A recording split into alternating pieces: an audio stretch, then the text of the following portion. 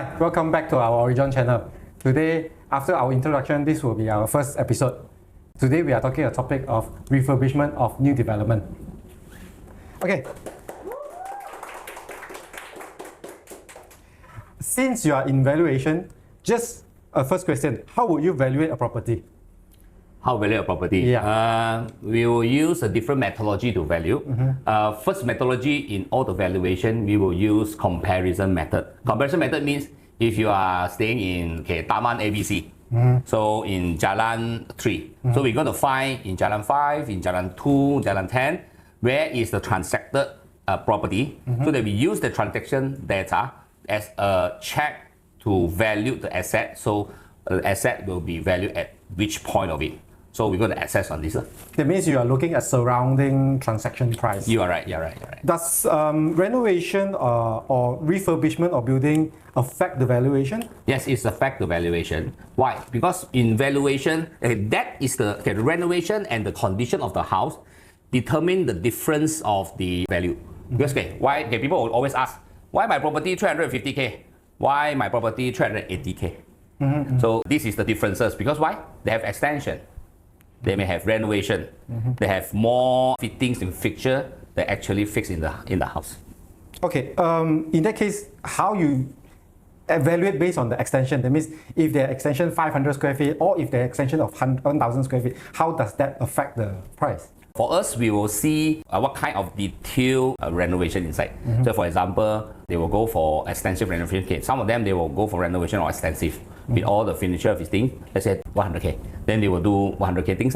If let's say you go for a 200k renovation, means you're going to take out all your tiles, you're going to take out all your different paint and everything. So you redo your paint and you redo a feature wall, something like this, with wood feature wall, then it will create a different value or higher value. So whatever cost that you put in into the house, it will create a value to it. But the value creating will not be, for example, you put in 100k of renovation. Doesn't mean that your property will value 100k higher.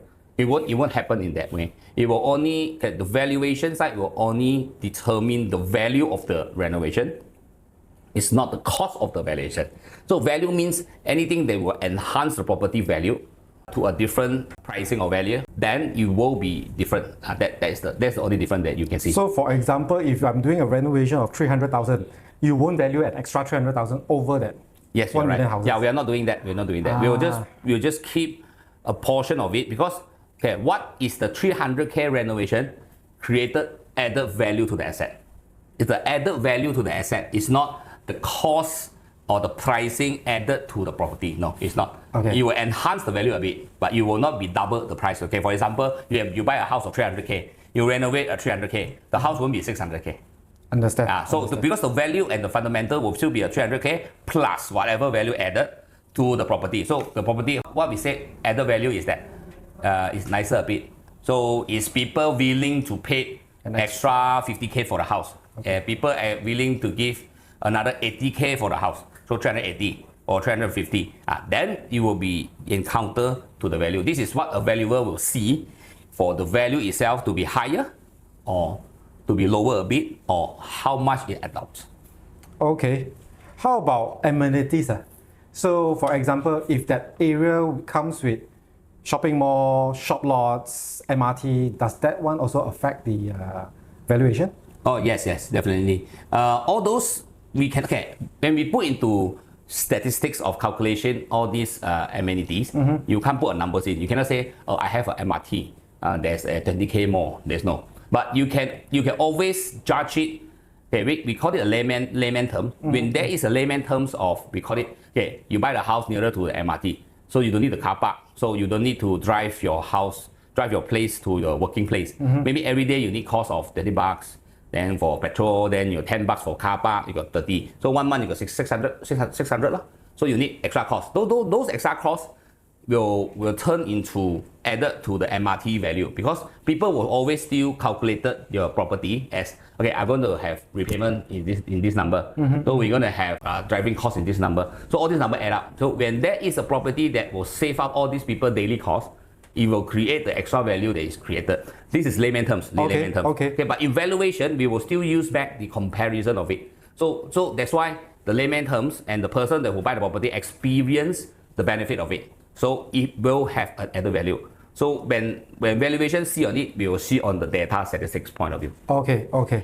Then does any restriction or zoning area, certain property can be refurbished or re-renovated kind of scenario?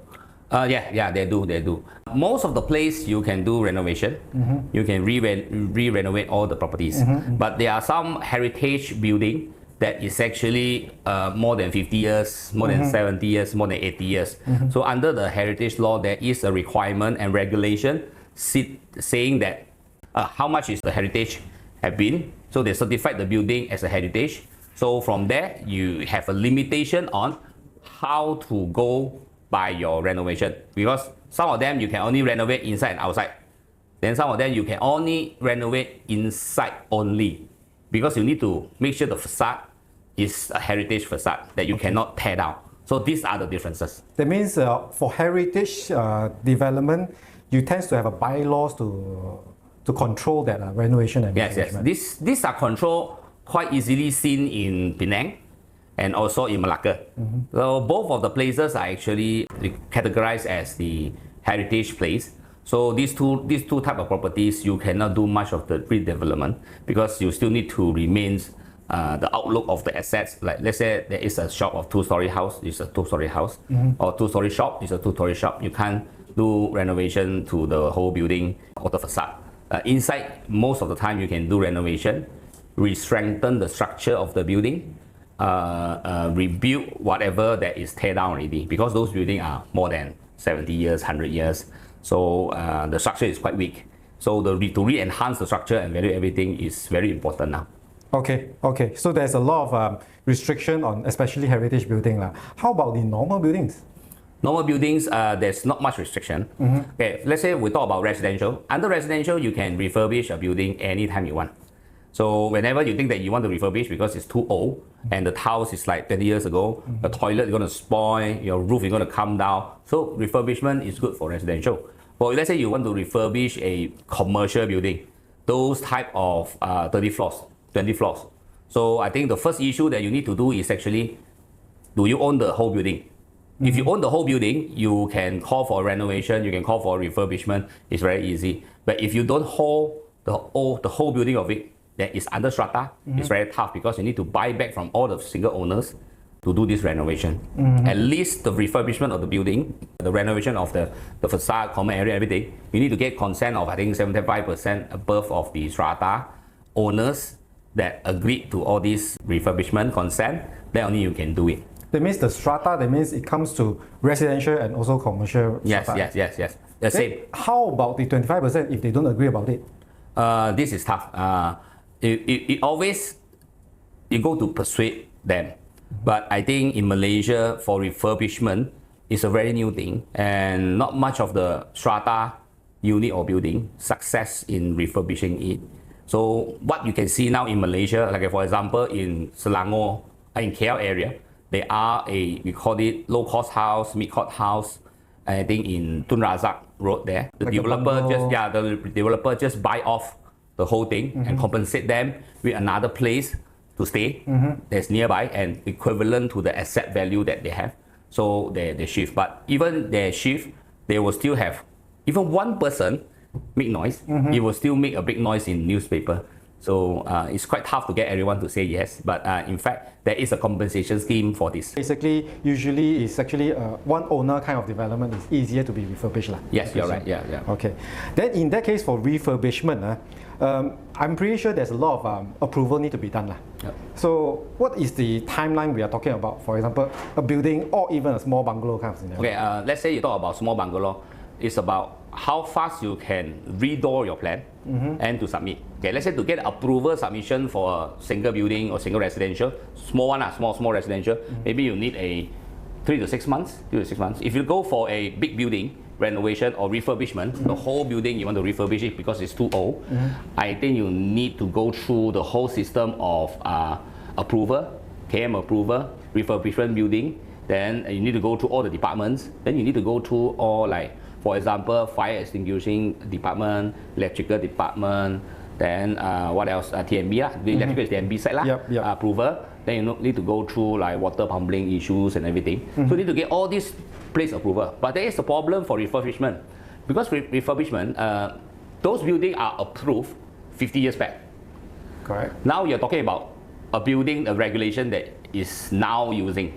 So means the hallway, the common area, the lighting, ceiling height, building structure, lift requirements, lift shaft requirement size is all different. It's very hard to convince the local government to accept the old design of the thing for refurbishment.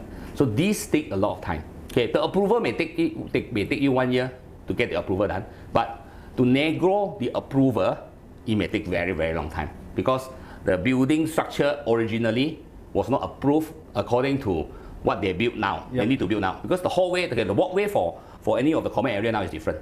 The lift shaft is different already. Those days, the lift shaft they need to be maybe it's smaller. They can get away from that because it's not so important. But now all these things are very important. The building services side is very, very important. So this is the very, very big changes that you have to make, and you need to convince the government.